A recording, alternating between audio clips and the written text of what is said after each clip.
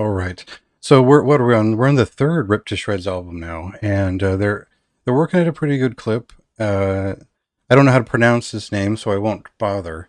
But yeah, Rip to Shreds was sort of a band that showed up kind of out of nowhere, unless you were like following some of the stuff they'd wrote about on like Reddit or wherever. Um, and their parts, Andrew Lee is part of different communities online where you can contact him and all that. But basically, it's his take on Swedish death metal, or just death metal in general, the way he sees it, which includes the early Swedish death metal sound, a little more thrash oriented, riff oriented stuff, as well as he's a big fan of like Insect Warfare and sort of that throwback to the original grindcore sound. He's named after a Terrorizer song, I believe, or this song is, and I guess the unique thing about this band is those grindcore influences.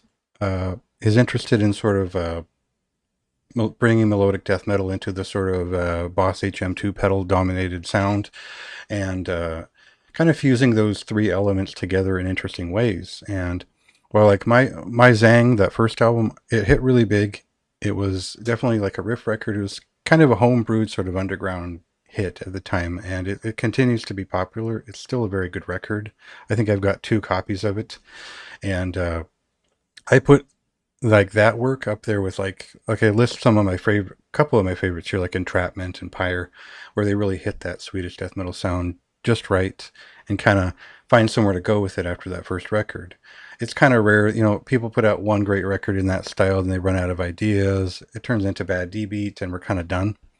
So, Luan, the second album, I don't know, it wasn't fully there, but I liked the fact that those melodic death and grindcore elements fused in there. They got a great drummer in that for that album, and it it sort of it woke up. You saw he was going somewhere with it, and so now they've got I think he's got a full band going. I think he still did most of this record himself. Um, they've got sort of like different friends that work on like a lot of his different projects in here too, and I think the guitarist from Hemotoxin has joined the band since. I don't know if he plays on the album.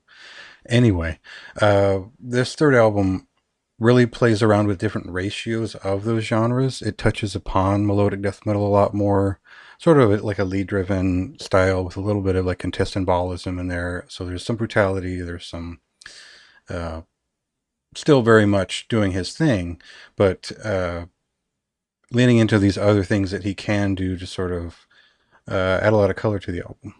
And like up front, there's like a 10-minute song up front that's part of it's like part three of these um, Sun Moon Holy Cult songs, and it stands out. It's like a really important song in the album and to the flow of the album, and it shows that he probably could lean into that sort of later Dismember style of melodic death, while also has some interest in death doom here and there. There's shredding on the album here and there. There's a lot of stuff going on.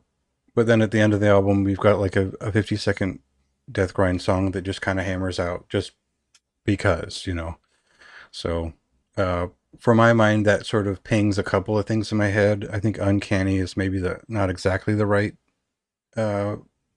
like thing to think of because their full length was different than their demos and all that stuff. But I sort of get that. Uh, it's not exactly Nirvana 2002, but uh, it's the best kind of sort of experimental, interesting treatment of that Boss HM2 Swedish death metal sound. So, I hate to harp on that, but it's kind of what would pull most people in and get interested in this album. Do I think it's better than Luan? I don't know. Not really. I think it's about on par. I think they're both pretty good albums. I think My Zang is still like the album I go to if I want to hear sort of his best riffs, and I think this is an album where you're going to want to hear the fully fleshed out personality of the band, and you sort of get the best recording fidelity to date, I think. Still pretty much doing a lot of things on his own, but doing them well and doing them at a professional standard, which I appreciate. So not that much to say about it. I mean, it's just a good death metal album. It's the kind of album I can sit with, and it's still entertaining, day after day. And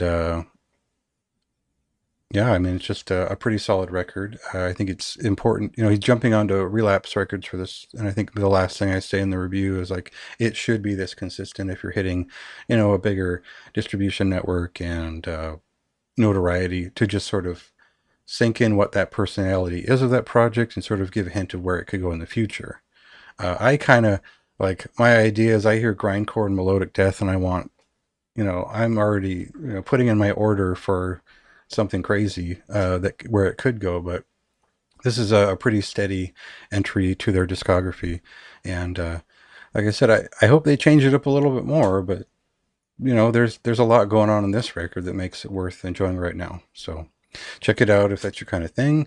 If it's not, go bother someone else about it. That's it.